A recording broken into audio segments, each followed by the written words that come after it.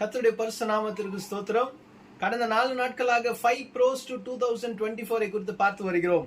Produce, protect, proclaim, promote 4 விஷயங்களை குறித்து பார்த்தோம். இன்றைக்கு ப்ரொசீட், தொடர்ந்து செல்ல போகிறோம், பிடிக்க போகிறோம். ப்ரொசீட் என்றால் ஆண்டவர் நமக்கு ஆத்தரைசேஷன் கொடுத்துட்டார், அத்தாரிட்டி கொடுத்திருக்கிறார் ப்ரொசீட் பண்ண சொல்லிட்டு. ஒரு பெரிய லீடரோ இல்ல ஒரு பெரிய மேனேஜரோ நமக்கு இதெல்லாம் ப்ரொசீட் பண்ணுங்க அப்படின்னு ஒரு அப்ரூவல் கொடுத்துட்டா எந்த அளவுக்கு அந்த கான்பிடென்டா இருப்போம், அதே மாதிரியான கான்பிடென்டா இன்னைக்கு ஆண்டவர் உங்களுக்கு தரப்போறார். ப்ரொசீட், போங்க. தாவீது கேட்கிறாரு, ஆண்டவரே நான் அந்த தண்டை பின்தொடரட்டுமா வேண்டாமா?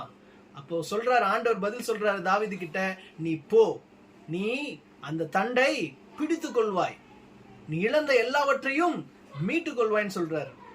இந்த நாளிலே 5 pros: produce, protect, proclaim, promote, proceed.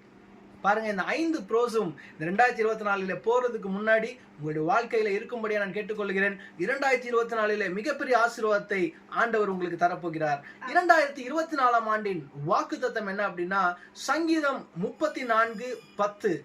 சங்கீதம் 34:10 கடைசி 2 வரி, கர்த்தரை தேடுகிறவர்களுக்கோ ஒரு நன்மையும் குறைவுபடாது. பாருங்க, இந்த 5 காரியங்களும் நம்ம இடத்துல இருந்து இந்த 2024 போனோம்னு நினைச்சுக்கோங்களேன்.